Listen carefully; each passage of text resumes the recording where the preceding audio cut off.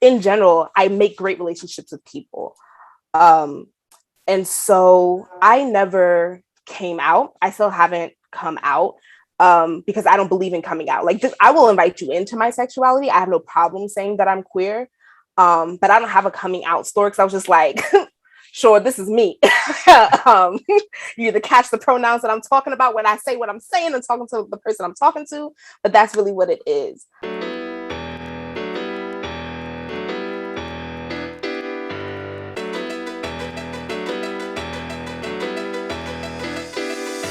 We all got an opinion, but can you back yours up? Where you get your sources from? Hope that don't got you stuck. We gon' check you and your understanding of knowledge. That's regardless if you finished school or went to college. Not everything is as black and white as it seems. This show here is about expressing what you mean.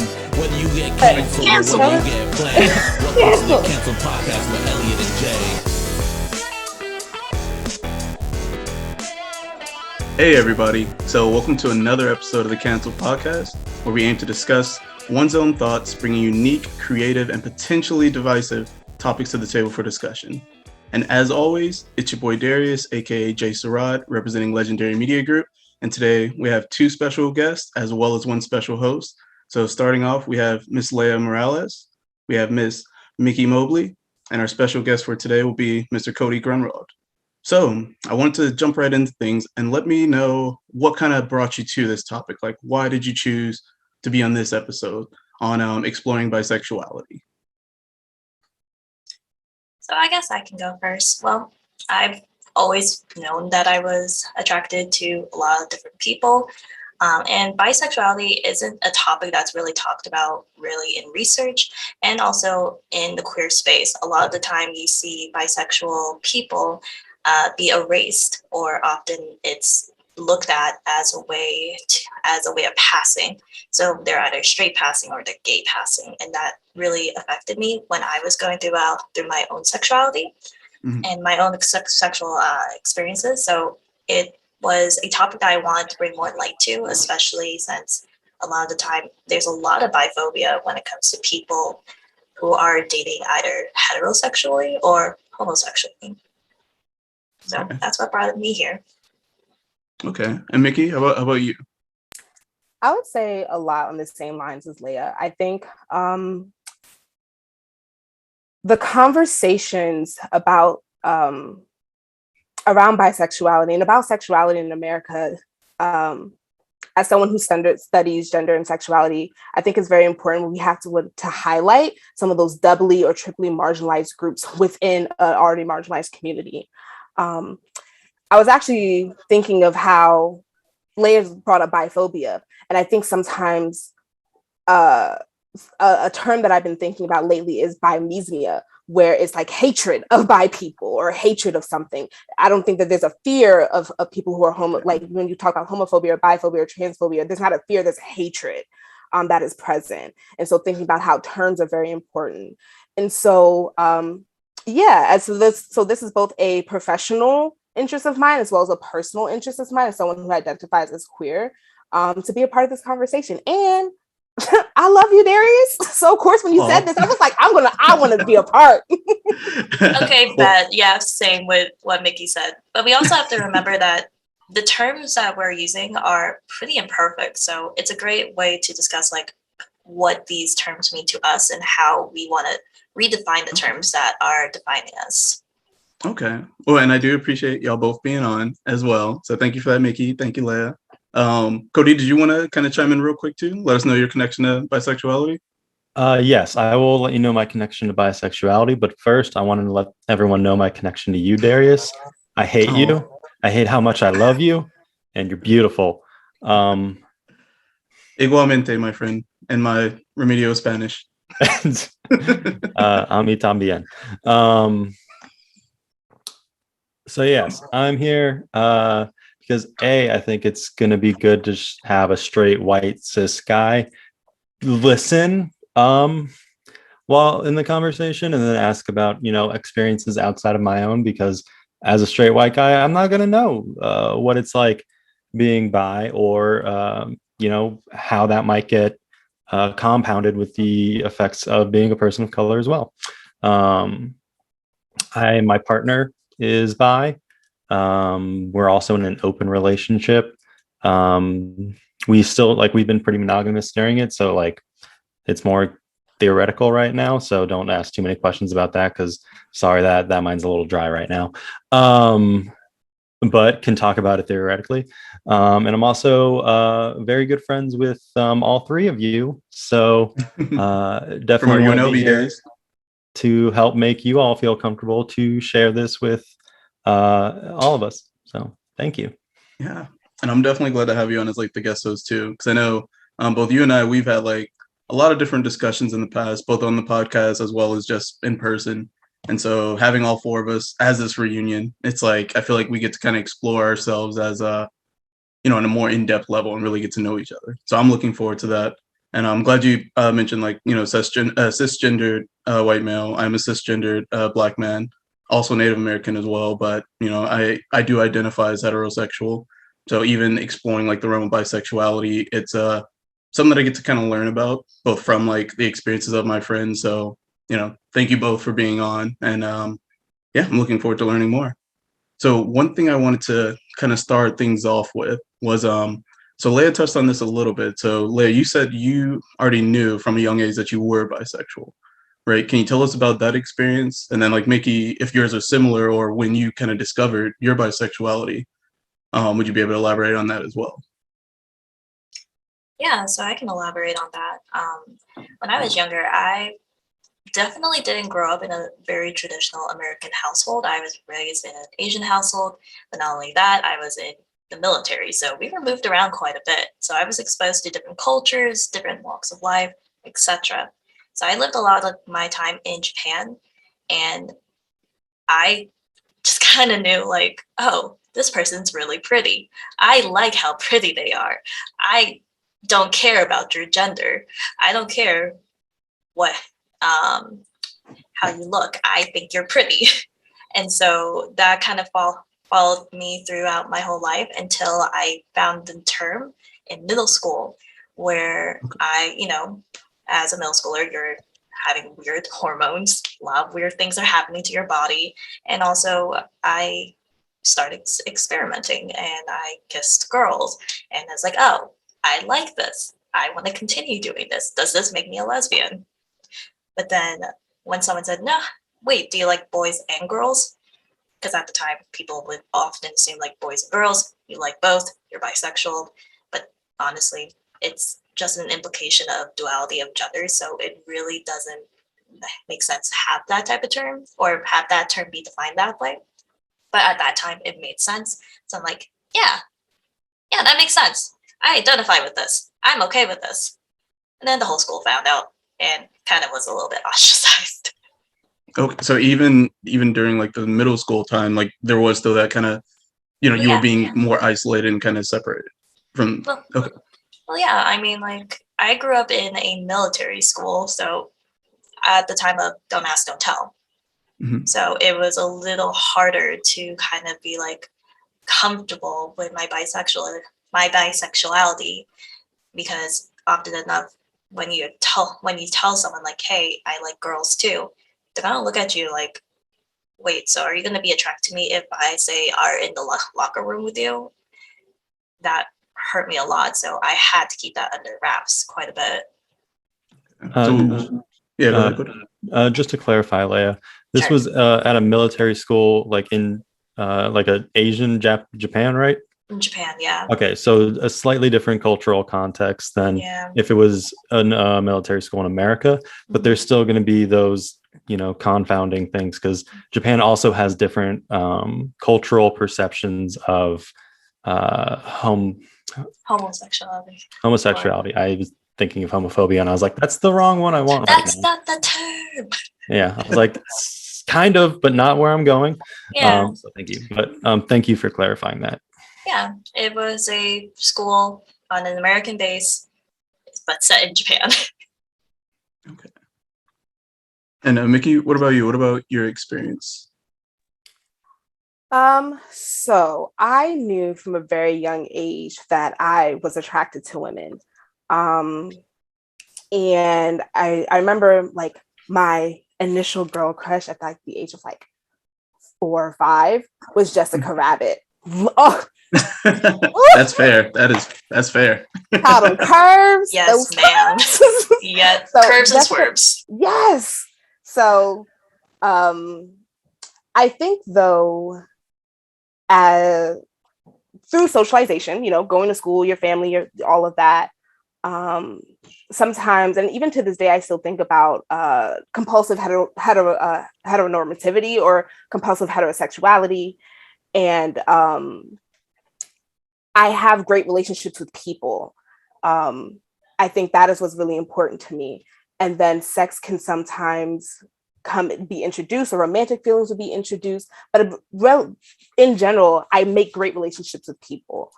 And so I never came out. I still haven't come out because I don't believe in coming out. Like, I will invite you into my sexuality. I have no problem saying that I'm queer. But I don't have a coming out story, because I was just like, sure, this is me. You either catch the pronouns that I'm talking about when I say what I'm saying and talking to the person I'm talking to, but that's really what it is. And so I don't think I got particularly negative messaging around being a same gender loving person. But I think that because we are socialized to, one, see things in the binary, and then two, that heterosexuality is the default. I think sometimes we just get kind of pushed along into that.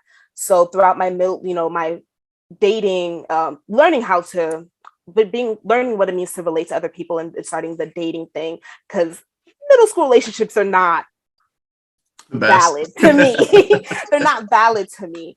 But I dated exclusively men when I came of age to start dating, up through my college years. In college, like the stereotypical, that is where I had my first experience with another girl. And since then, I have been now open to dating all genders. And so really, to me, it's like, if the relationship is good, if we have a solid friendship or relationship, a solid foundation before introducing romantic or sexual feelings, that's what's most important to me. So yeah. Okay. One question on that too. So would that kind of classify more as the pansexual? Because I'm still learning about the whole spectrum of sexuality. So definitely, I would say that is more in the realm of pansexual, pansexuality. However, that's why I identify as queer, because when we start to get down to the nitty gritty of it, sexuality truly is a spectrum, and I do think that you kind of know, like, there you can have if you want to think about it in terms of poles, where you have firmly heterosexual and firmly on the other side queer, however you want to identify that as. And then there's folks who kind of just all in the middle, all around, an umbrella term, however you want to think about it as. But I also think that because heterosexuality, I think that certain pockets of people are not allowed to experiment and to explore things. Like, I think about how for men of color, that you can be ostracized for even thinking about even experimenting with your hair. It is only as of recent, within the past 10 years, that particularly men of color can experiment with even their hair. So, and thinking of growing it out or locking it up or shaving it and cutting it in colors. And before, it was just a fade. You had a fade or a Caesar. What was that? So I think because we are, I think that if we lived in a world in which people were given the freedom to be able to really do that reflection and exploration of who they are, you might find that we have way more people that are living in between poles and outside of poles than what we currently have. Oh yeah. See, so, that's actually, yeah, go ahead. You both kind of brought up, like, at an early age, knowing you were attracted to, like, a lot of different kinds of people. And we talked about how, there is that bi erasure, and especially the heteronormative kind of norm that, it's either you like guys, you like girls. There's not a lot of gray room. And so I guess for people who may, playing devil's advocate, someone who doesn't know anything about this experience, what would the difference be for a bisexual person versus a straight person in terms of like, finding someone else attractive? Like if I'm a guy and I can admit another guy is attractive, that doesn't necessarily mean I want to do anything with him, but how is that experience going to be different for someone who's bisexual, especially living in those heteronormative kind of situations where maybe they don't have this understanding yet, and there might be some guilt tied to that, not fitting into the norm or norm. Yeah, I would say that it's not even just attractive, it's attraction plus a romantic or sexual nature. Because I also want to be cognizant that, there are people who are both bisexual and also asexual, like they, or aromantic. And so there are people who just like, I think also, to be clear, bisexuality is not liking both men and women. It's like, I like my gender and the gender and other genders. And so there is a kind of romantic or sexual thing. So I knew that Jessica Rabbit was beautiful as hell. Loved her. I remember in middle school, well, hold on. How explicit can I get? I'll keep it. How explicit can we get? Okay. do your best. I was like, but I can also keep it cute. Because I don't need everybody in my panties. So I remember in terms of like exploring masturbation as like a middle schooler, and thinking about other women as while I'm doing that. And so even though I had like a crush, like, I had crushes on guys and things like that, I didn't know that I could explore having crushes with women in real life. But in my mind, in my fantasies, I could do that. Mm-hmm. I remember being on MySpace and finding other queer women, of my age, and wanting to talk to them and like learn about how, but like you get to be out and understanding that. And then as I grew older, then I understood that gender, gender's all what you make it. Sexuality is really, there's no rhyme or reason to a lot of this stuff. We just out here in this jiggy jam world. And and that's how I knew that I was attracted to that, what bisexuality actually meant for me and what it could mean for other people. Okay. Like we said, like bisexuality, really all of these terms are imperfect, and we don't really know how it's going to be defined until you find that own definition in yourself of what is attractive to you. What are you going to find romantic? What are you going to find more sexual? Kind of like how Mickey explained, it's like you could like someone romantically but not be sexually attracted to them, or you can find someone like, for example, I thought Shigo was the hottest shit ever when I first saw her. Oh my god, step on me, mommy. Shigo from Kim Possible. She can step on me if she wanted to. But I knew like it's that I was attracted to her, but her personality turned me off. So I never found her like romantically attractive. So it's just a matter of kind of figuring out, what do you want in a partner? And then it doesn't matter what gender they are, as long as that partner is like who you want and who you could see yourself being with for the rest of your life. If you want to be with them for the rest of your life, then I don't see like a real definition of how you would find like someone attractive. Okay. Yeah, I'll say like even with my research, what I was coming across too is it seems like bisexuality in itself is like an additional spectrum, almost like a spectrum within a spectrum. So like from more of like the theoretical / academic side, I did a little bit of research. Are either of you familiar with like the Kinsey scale or the Klein sexual orientation grid? Okay. So like what are your thoughts on that in terms of helping people identify, like if they are bisexual or not, or even just understanding how it's not a binary approach, it is much more of a spectrum in itself to say, you could lean one way for physicality, another way for romanticism, so on and so forth. I think whatever gives you your introduction, because as Leia keeps saying, like we are limited in our words. Something that a phrase that my students have taught me is that language is limited and limiting. Oh yeah, 100%. Yeah. And so I think though, whatever is your introduction like, to finding that affirmation is good. And then you may discover later that that whatever that theory is, like, for me as an academic, theory meant a lot for me. Like, being able to understand what racial identity formation theories and sexual identity racial theories and gender for identity formation, like, these things meant a lot to me. And I taught a workshop one time at UNLV called At the Intersection of Black and Queer. And we looked at those identity formation theories and how you can move through them, you can move back. And the Kinsey scale was one of those that we talked about. And I think each theorist is saying something similar, but they're also saying something different. And so finding one where you read it and you're like, that's me, that made sense for me, I think is a beautiful introduction. And you can build upon that through your own research and your own lived experience. So however you find that aha moment, because we know that these theories are also flawed, like, they're not all encompassing. Right. And so they're supposed to be, though, too, because they're always supposed to be dynamic and ever changing. So. Exactly. And so you may find that one works for you in the beginning. Because I even did one. I taught theories on heterosexual identity formation and then queer identity formation. And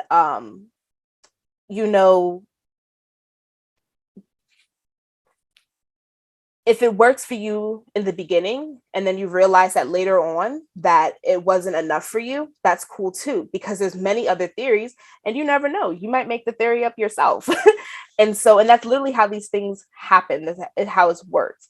So I have problems with Kinsey for, like, other reasons. I mean, I have problems with all white men. So sorry, Cody. No.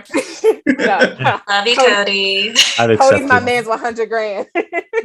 But to quote Mickey Mobley, Captain America is the only white man we can trust, and the one that tells us to cross the street. Is America's ass. So I mean. There was some controversy with that statement.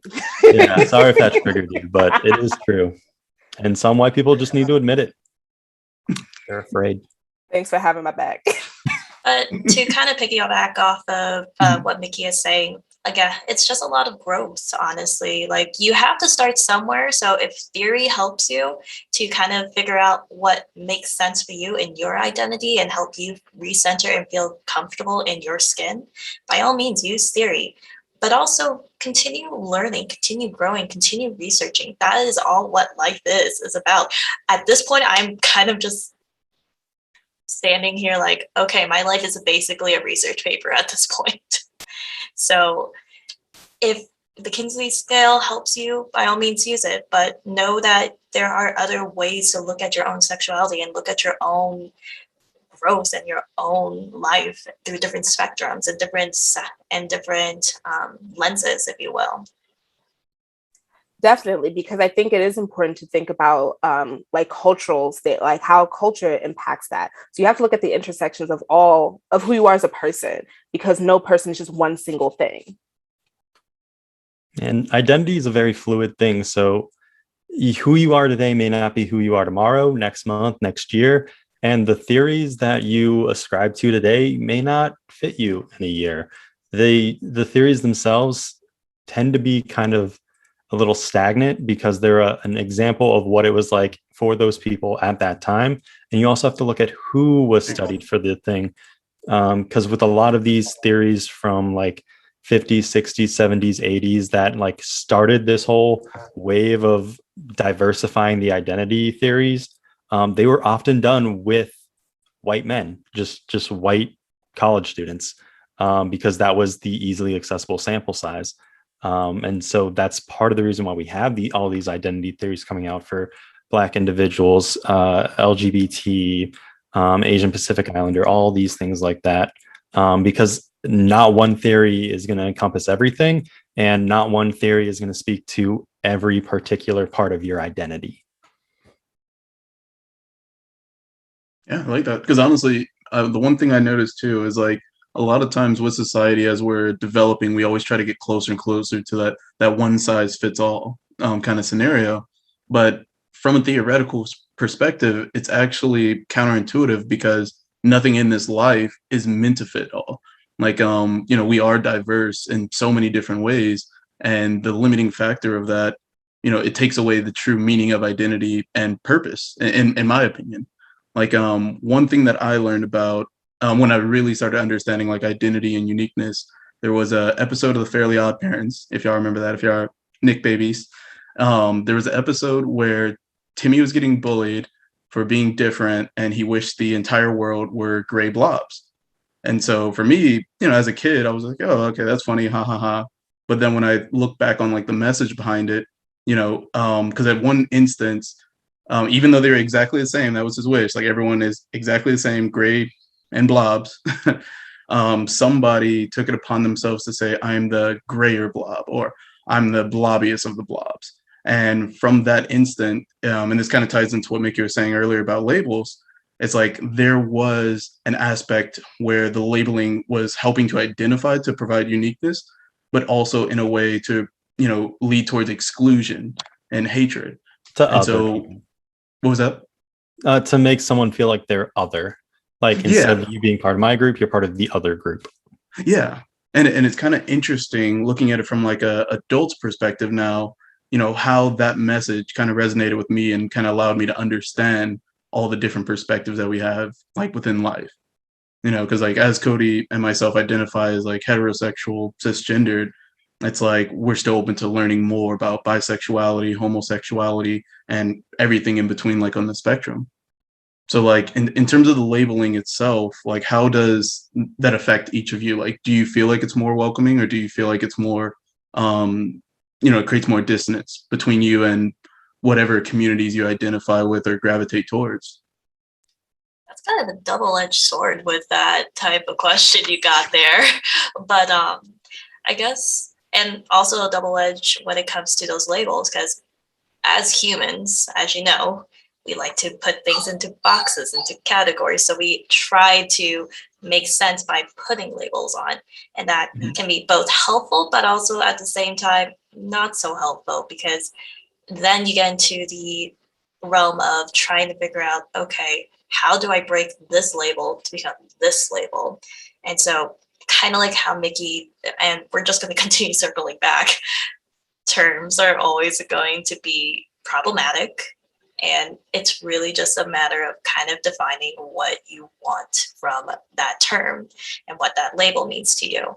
For me, bisexuality means that I love people, and I will continue identifying as bisexual because I know that there are still people out there who identify as bisexual, but often are ostracized or seen as promiscuous. They're seen as less than. And no hate to any of the other terms, but that is what made sense for me. And that's why I continue to push for the plight of bisexual people. I would say that when you get to label yourself, there's a freedom in that. When someone else labels you, then there is a it could be oppressive, like because you had no choice. Someone took away your choice to how you get to identify. I would say in my youth, because I'm still young, and the ages, like I would say from about the ages of 18 to 25, that is when maybe like 26, that is when I identified as bi. At around the age of 27 to now, which is, only 2 years ago, I started identifying as queer because I understand that my identity in terms of sexuality and my gender identity is fluid. Even now, as of recently, I've started using they pronouns because I'm really exploring, what does being non-binary mean for me? And it's still very new. So that's why I consider myself queer, because I know that I'm going to change, because I embrace the different facets of myself. Right. I would also say what can be rough being within the queer community, the LGBTQ community, is that if you are partnered to a cis man, then your queer identity is invalidated. And so my partner is a cis man. And I find it to be very interesting that when we can't go to queer spaces together, we would not be accepted in queer spaces together.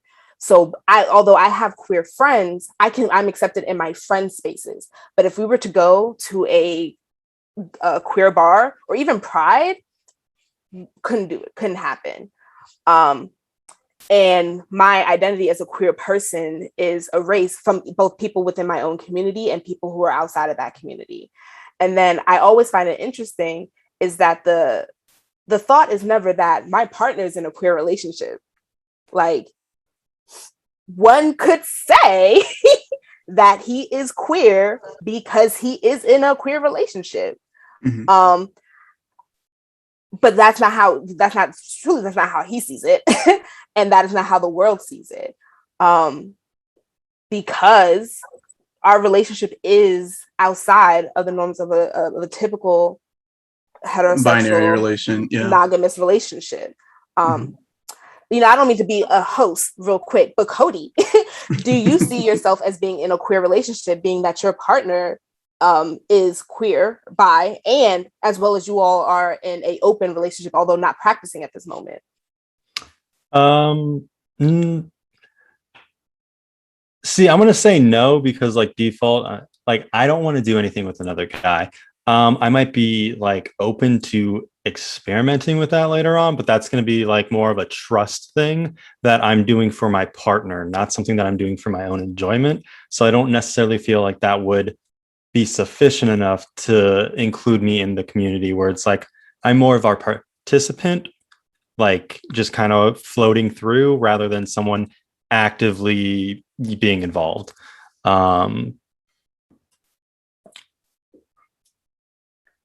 I would push back on that.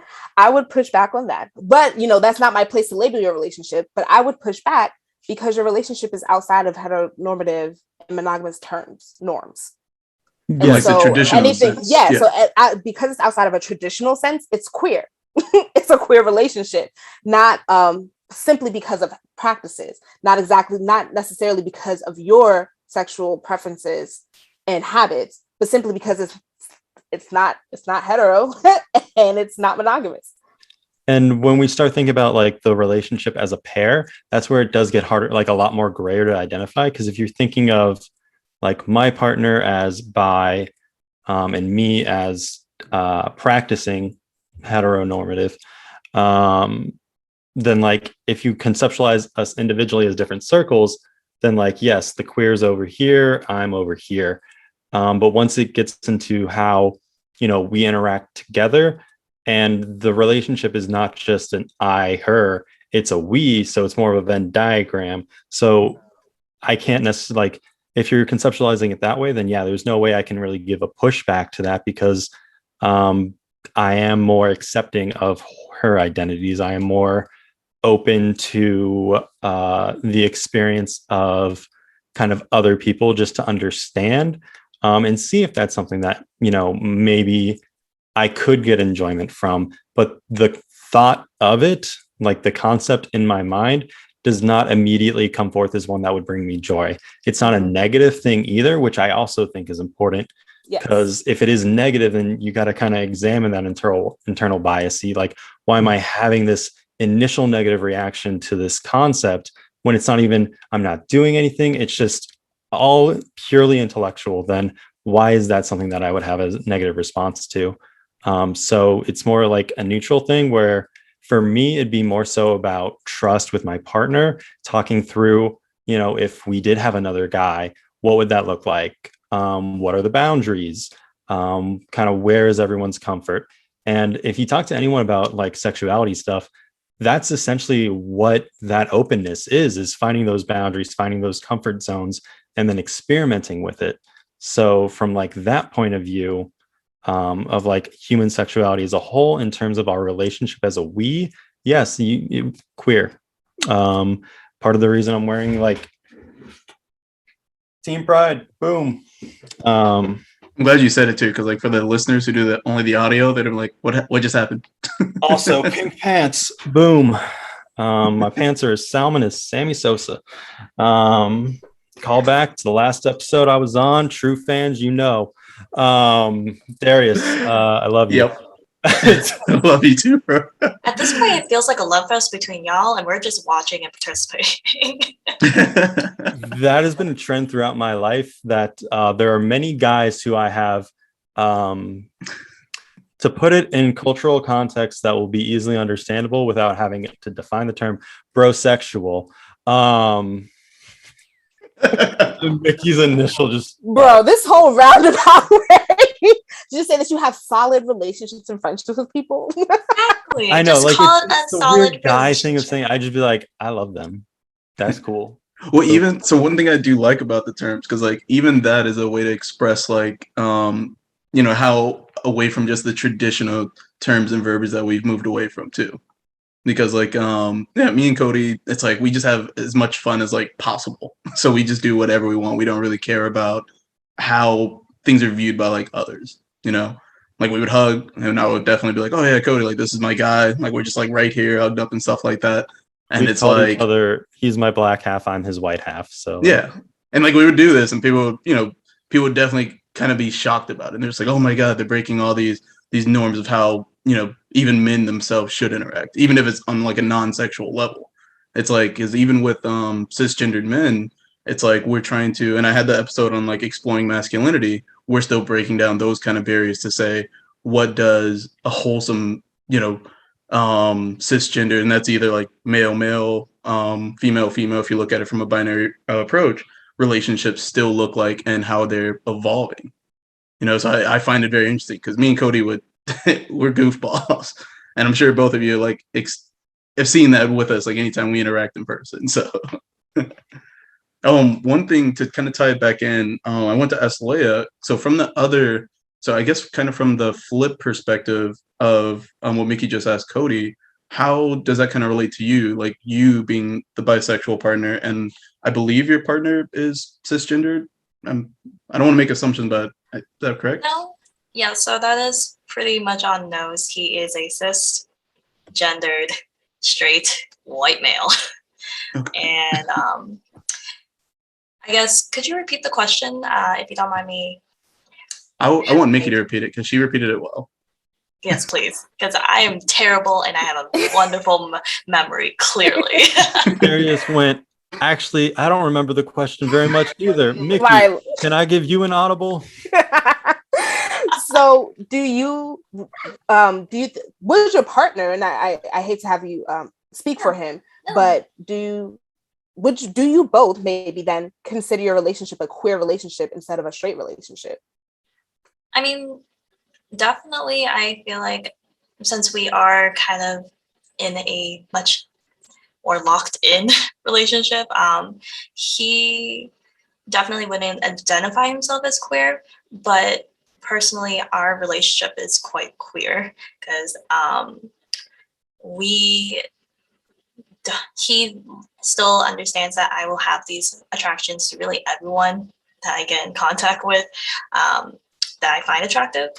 So in a sense, yes, our relationship is queer, but him as an individual, and kind of like how Cody put it, is like, as individuals, I am very queer, he's very straight, but together it's a wonderful mix of the two, because at that point it's like you have to take both identities in consideration, and also see how we are romantically.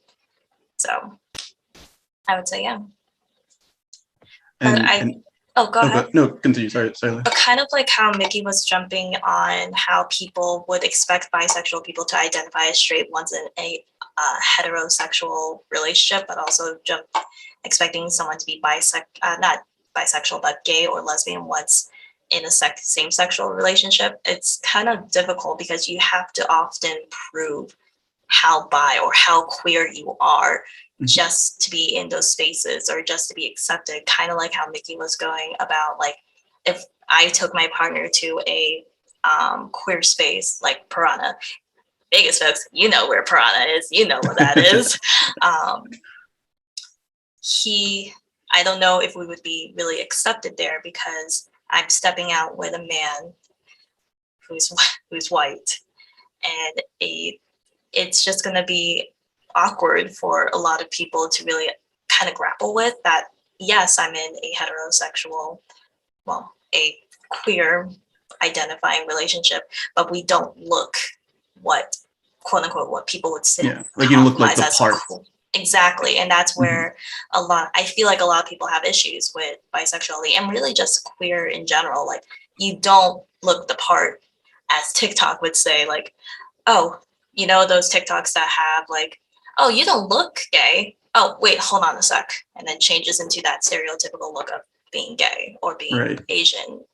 So I think that's where a lot of people have to grapple with how they want to kind of define their relationship if they are with someone who identifies as queer or bisexual or pansexual or whatever label that works for them. So like being in those kind of relationships for the both of you, because when I was doing my research, I did come across a term. It's called the double closet. You know, because it's not, see, I'm learning, I do my best, but it's like learning about how, you know, trying to find a community that fits just you. Because like now I know that there is like a strong bisexual community. There's actually statistics show that bisexuality is growing amongst like the general population. But prior to that, there was always that grappling between like the two communities. It's like, especially being in traditionally considered heterosexual relationships, it's like, who would you gravitate more towards, you know? So I found that actually very interesting. And do you feel like there's more discrimination coming from the LGBT community in terms of trying to meet their definition of what queer is? Or do you feel like it comes more so from the heterosexual community to kind of say, you know, are they more welcoming that you're in the heterosexual relationship, but would they also be just as damning if you weren't? And on a similar kind of vein, because you know, the concept of the double closet does relate to what we were just talking about with, you know, your relationships appearing more hetero passing. And so being in those spaces, there can be that fear of judgment, that fear of being shamed. Like, how does that also kind of relate to, you know, this concept of the double closet and then feeling like you have to prove yourself in those spaces? Well, I would just say I don't have to prove myself to nobody. Don't nobody pay bills for me. Yes, And so I'm not interested in proving myself to either communities. My relationship is what it is. My partner, I love him dearly. I'm ready to ride this out till the wheels fall off, or however our relationship takes place. And by wheels fall off, I mean, you know, however the relationship manifests in itself, whether it stays or it stops. Its course. Yes, however it runs its course, because, you know, that's my baby. But and I'm not interested in proving myself, especially because I think that I will only go where I'm accepted, because I'm not interested in having to gain acceptance. And I'll say that about my sexuality, my gender identity, my racial identity. I'm not going where I'm not wanted. In my group of friends, particularly people who are really close to me, most of them are queer. And like my best friend of, I can't do math that quickly, but I've known this individual since middle school. You didn't go to school for math. Let's just be real. Right. That's not my forte. But you know, I've been along their side in their transition process, and understanding what his trans identity has meant to him. And so the people that I tend to gravitate to and have really strong relationships are people who are either queer themselves or queer accepting. And so I'm only interested in cultivating those relationships with them. I would also say I don't really go to a lot of queer spaces, particularly now that I'm partnered. And that is something that has been hard for me, because I really enjoy, my partner does not have the knowledge of what it means to be anything but straight. That's his lived experience. And he's not, I think since being with me in our relationship, he's been open to learning more, but there's still some of his comfortability levels that I have to respect. Like, he's not he has told me, I'm not comfortable going with you to Pride, and I get that. And I was like, I just think that you don't like fun and glitter, but that's okay. I mean, glitter is messy. It is. From what I hear, it's the AIDS of the craft world. Yes. And just for anyone out there who's never been to a gay bar, there is an inherent difference between a gay bar and a straight bar, or like definitely. Yes, there is. The energy is so much different, and like it's just more fun to get down at gay bars. If you have a large enough group and you feel safe. It's the important things. I would also say if you drill down to it, depending on the community in which you're in. So like when I was living in Vegas and I went out with a coworker, actually to Piranha, I did not have fun at Piranha. And I think that was because of me being a Black queer presenting woman, or a Black presenting woman in that space, because the white men just came up to me and started touching me. And I was like, bro, I throw hands for less. Do not touch me without my consent. Consent is key here, people. Yes. So there's some queer spaces I don't even want to be in, because it also drills down to like, what are the vibes? In the most famous Black question, who all gonna be there? Because I need to know. That's fair. And kind of like how Mickey was going about is like, you don't have to prove anything. For example, like in my own experience, there was a guy and I dated him for like 2 months in high school. High school relationships, they're nothing really. But once I got into the relationship with a girl and we were dating for a couple of months and then we broke up, he asked me like, am I straight or am I gay? Prove it to me. Prove that you are bisexual. And it's like, no, I don't have to prove anything to you, because I know who I am and you're just sad. You are just mad about the fact that I broke your heart after 2 months of dating. And it really is just boils down to, where do you feel accepted? And there was a conversation that I had with a girl who kind of explained to me what the meaning of blood is thicker than water. So y'all know that phrase. And essentially what it means is that the blood of the covenant in the biblical sense is thicker than the water of the womb. So really, it's just the chosen people that you keep around you. It's going to have stronger relationships than relationships that you have with your family, because you are cultivating that tribe. You're cultivating the people that you want to be around. While as your family, it's kind of harder to have those relationships or have those conversations of how you're going to present to them and how you want to be accepted, because they don't have to accept you if they don't want to. It's hard. It's a hard relationship, but right. I think that when it comes to what it boils down to is, you will find your tribe. You will find where you belong. I'm so sorry that you didn't have a great time at Piranha. We'll go to Oddfellows the next time you come. That's a better vibe, in my opinion. Oddfellows is pretty cool. Yeah. Like, so I guess to kind of piggyback on that a little bit. So like, generally, would you say like people have been more accepting of like both your bisexuality and kind of like both, I guess, within the family life as well as just on a general social space?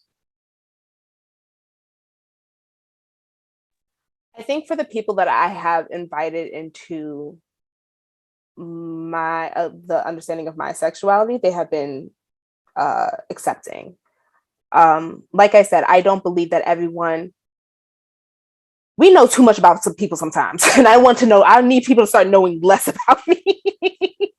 And so I don't believe that everybody has to know every part of me. And so I will, the people who I have shared those parts with me, such as like, my sister or some of my cousins, or my best friends, they completely love and accept me.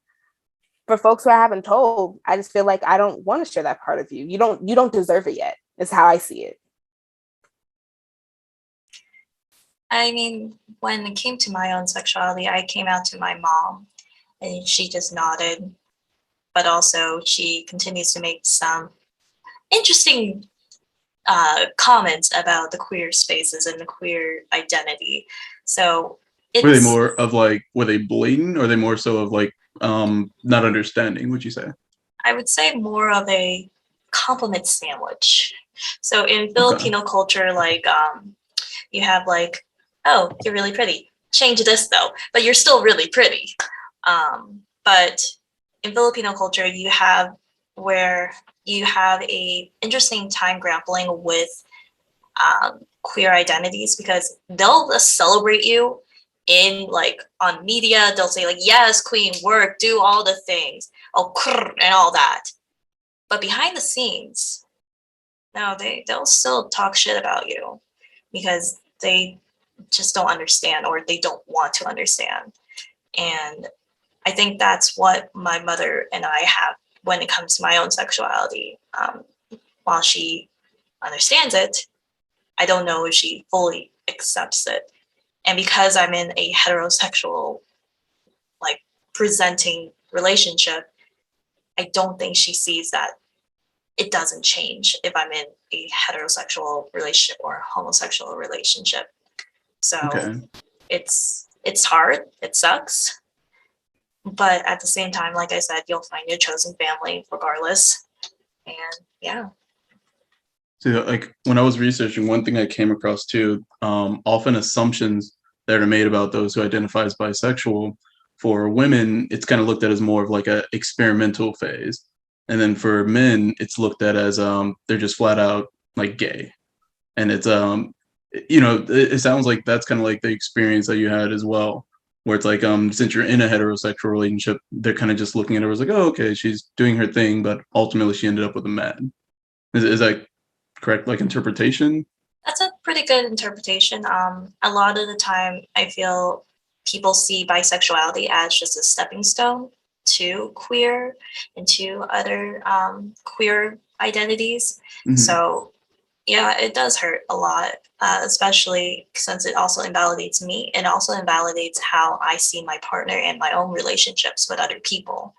So I think like what it boils down to is you really need to have thick skin when it comes to people questioning you as an individual when it comes to your own identities, and also learning that they might just be blatantly oblivious of what is going on, or they just don't want to understand. So And maybe it's similar for you as well, like in terms of like family and stuff. No, I think because the people who I've shared with it in my family, my friends, are people who are, I would also say there's like a generational difference. So my sister is only 6 years older than me. And so she understands what I'm talking about and the difference of with sexuality and gender and how they, interact with one another. Mm-hmm. My parents, I believe, don't have a clue. I have not explicitly told them. And my partner is actually the first person I've ever brought home. He was the first person who's like made it through. So they have only, and when I did, I would say, as a serious partner, when I was dating in high school. Of course, they were, like I said, they were exclusively men anyway. And so my parents have only known me as a person who dates men. So I have not experienced, particularly from my family, any type of discrimination or weird, odd feelings or things like that. I would say in college, when I was exploring and I had my first sexual experience with another woman, I would say, because 18 to 20 something year olds could be little shit still, and so bisexuality, particularly when it comes to women, is hypersexualized. And so it was oh, kiss her and da da da, and I'm like, baby, I don't no. I'm not here to perform for you, right? I was like, I'm not performing for you. And I would say that is where I would say that having to navigate that as a baby gay or something in that, or a baby queer in that time, was really hard. Yeah, because college kids can be shits. And I think Mickey really hit on the head, like where you have to almost perform your sexuality just to be seen as your own sexuality, or your own, or how you feel in your soul, who you are. And it sucks, especially since there are so many there's still that notion of people who are bisexual. They have that way to hide their identity by being in a heterosexual relationship. So I think also it's a matter of just figuring out who really will accept you, and if they want to accept you, are you willing to have those conversations, those hard conversations of, this is how I define it. It might not look like this for other people. Have an open heart when it comes to them explaining their own labels, their own relationships, their own experiences, with an open heart. One thing you kind of talked on, Mickey, was that like bi women have that over sexualization, like that kind of fantasy, like, oh, if you're in college, every girl's gonna experiment and like you can have a threesome. It's great, it's sexy, it's hot. Like, how has that kind of fetishization like contributed to either of your experiences as bi women, and like how has that kind of come up, and what did you do to like navigate around those experiences? I was someone's apparent unicorn that they wanted, and if y'all know that term, yeah, because before I met my partner, I was on Tinder, and everyone knows Tinder is a shit show regardless. Yeah. So I put down that I was attracted to both male and female because, that was the options that Tinder puts on. So every time that I put down that I was bisexual, because I'm not going to be not open about my sexuality with someone. I'm going to tell them, like, yes, I like women, I like men, I like everyone. That is always going to be on the table. I'm going to be as open and honest about my relationships with people. So when I was swiping, there's a guy, and I thought, oh, you're cute, I'm gonna swipe on you. He then messages me and says, wow, you are a beautiful Asian woman. And I'm like, you had to point out that I was Asian. Okay, cool. And I politely said, thank you. And then he goes, my wife and I were looking for a partner. And I'm like, oh, nope. Hard pass, abort. So it's not only being fetishized as someone who likes all genders, but also it's being fetishized as someone who is Asian too. Because that whole Asian persuasion, I hate that term so much. And the fact that I am bisexual, it's like, it's a double whammy when it comes to just having those types of relationships and having that intimacy with other people.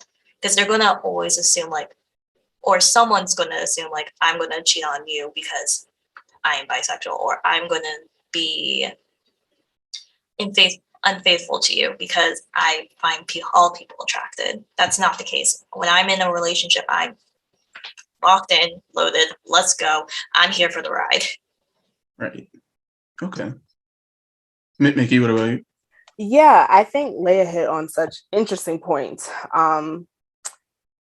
Because of that intersection of race and sexual identity, and then gender identity on top, I think my experience was pretty similar in the sense of being a Black woman. We are both desexualized and hypersexualized. So I went to a predominantly white institution where being a Black woman on that campus, ain't nobody was trying to holler at you. All of the white men dated white women, and the Black men really wanted to mess with the white women. And there was just, it was a very interesting, well, not interesting, it was a very isolating time that, I can only have some type of, sexual intimacy or romantic intimacy when I went home to see, partners from, in the past. And so you walk a very odd space when you're both hypersexualized and desexualized.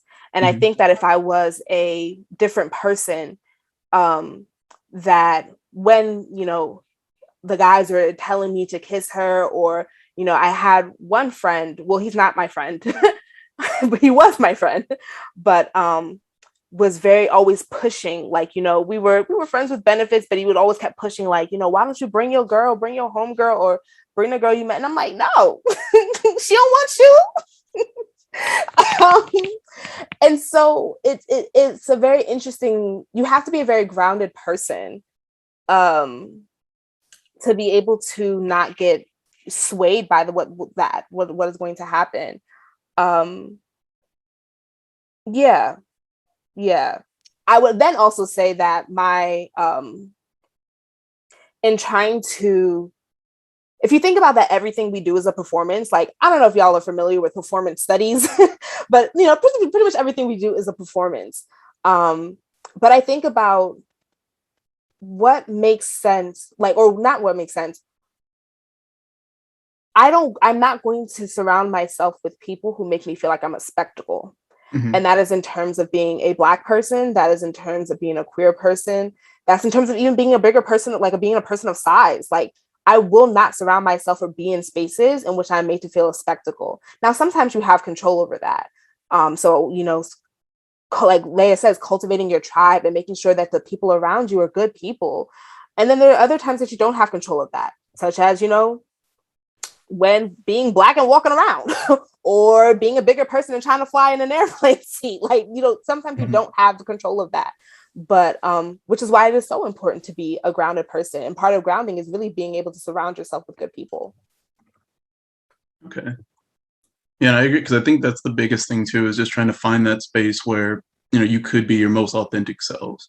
And it seems like both of you have had that journey, like ever since you were younger all the way up until this point. So it's like, I commend you both for, not giving into like societal pressures and continuing, being the people that both Cody and I know and to care about and love. So we appreciate that as well. So like just out here doing my best. Thanks. Doing our best, and that's all the world can ask of us. But yep. Kind of to hit on certain thing on like how Mickey said, not trying to be swayed. Like, I definitely was swayed by a pretty girl who wanted to bring someone else into a relationship, and just giving into that because it's like I wanted to please my partner, but it also hurt me inside, because then at that time she wanted a guy. And it's like, okay, cool, I can work with that. I just want to be with you. But that didn't work out. They kept on coupling and I felt invalidated. And at that point, it's like, did you even really wanted to be in a relationship with me? And that took a lot of time for me to really cope with the fact that maybe, or I was enough. It just wasn't enough for that person at that time. Right. So it was just a matter of figuring out like, okay, I don't have to perform for you. I can perform for myself in my own space at my own time and still have people who still love me. I like that, because it allowed you to kind of like reinforce the value in yourself that you have, that others who do appreciate you are able to see. So it's like, say you had to go through that, but at the same time, sometimes those learning opportunities or those life lessons, they hurt, but we get so much from them at the end. In the words of P. Diddy from the wonderful song of Damage by Danny Kane, sometimes you have to experience the pain to love the joys. I like that. I was not expecting a P. Diddy quote. That's why I laughed. But it has some depth, so I like it. Well, this season on the Cancel Podcast, we're bringing P. Diddy quotes. Boom. Well, I also want to say thank you for both of you for like sharing all your stories, and it's a pleasure to know both of you outside of this podcast, but it's also great to hear you both talk about this kind of experience, and especially for those of you who may be listening that are just kind of starting out your journey with this identity search. So I guess kind of the final question we have right now is, like, have you always been so confident with this? Has it been like a journey for you? And if so, like, what would you say to someone who's on their journey or starting that journey right now? I guess I can go first. No, I am an awkward individual. I am awkwardly confident through everything that I do. And that is a phrase that I will stand by forever. because I definitely wasn't the most confident when I was in high school because there are so many people that are going to question you. There are going to be a lot of people that are going to say like, no, this is just a phase. No, you don't really think that. You're just going to figure out, you're going to figure out that you're going to be either this or this. It's okay. You're going to find people, but also you're going to find people that will accept you and will want to watch you grow and want you discover and see and change. And that is totally fine. So was I confident? No. Am I confident now? Still no. But I'm still trying. And that's really all I would want for really anyone that's starting their journey in figuring out who they are as a person. And that's applicable for really anyone, especially since we're all just kind of figuring out what the fuck we want. Truth. So true. I would absolutely co-sign that. I think that we have this kind of idea that confidence is something that's stable, and it's not.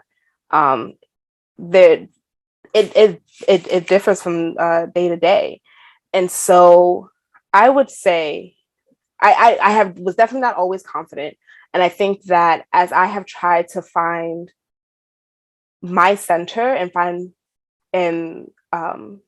finding my center on being critical of the things that I've learned and the ways that I have learned them,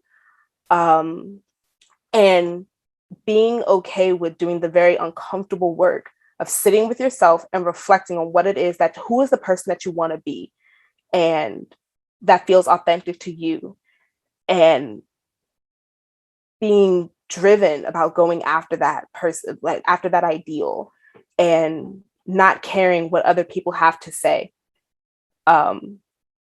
That is what now has made me feel better in who I am as a person. And I mean that for all of my identities we have to be critical of what we've learned, how we've learned it. And I would say for a person who is beginning this identity formation or identity reflection spaces, who's taking that journey, find your center, what it is, at your very core. If we had no labels, at your very core, who are you? If you wasn't someone's mother, son, daughter, if you had no labels, at your very core, who are you? What brings you joy? And then go after that, and do not let anybody deter you from your path. I like that. If I had to summarize it, to relate it back to Fairly Odd Parents, be your grayest, be your blobbiest. Be that person at the root. Oh, Cody disagrees, but it's the best I had. Wait, is that the same episode where they have the joke where it's like, it's gray, tuh? Yes, yeah, I'm pretty sure it is. It is the same one. Oh. Nikki, you and I are just like, okay, guys. Yeah. I'll send y'all some YouTube videos after this. I love it because I really do love Fairly Odd Parents. Until the baby came on, I was like, this whole poof thing, I ain't really with it, right? Like, here's poof, and I was like, poof, I'm gone, bitch. Exactly. No, well, I want to say I appreciate all y'all for allocating the time today. Yeah. Like, I definitely learned a lot. I hope all the listeners and the viewers, they learned a lot. And especially for those beginning out on their journey, I think this is kind of like a good representation of what that evolution looks like, to go from that person who you both used to be to who you are now. So I appreciate you both too. And as well for Cody, like making the guest appearance as the host, since we are all a part of the UNLV Rebel family. I'm glad that we were able to kind of, bring everyone together, even though it's been a while in this crazy pandemic too. So to our viewers and our listeners, what are your thoughts on exploring bisexuality? Make sure to leave your comments below, subscribe to our channel for more content. Be sure to follow us on Instagram, TikTok, and Twitter. And as always, much love and peace. Just got off the clock, just got on my chill. Called up my homie Brent to see what be the deal. What you trying to do? I'm just trying to heal. Hella floated, never bloated's what I'm trying to feel. Hop in the whip and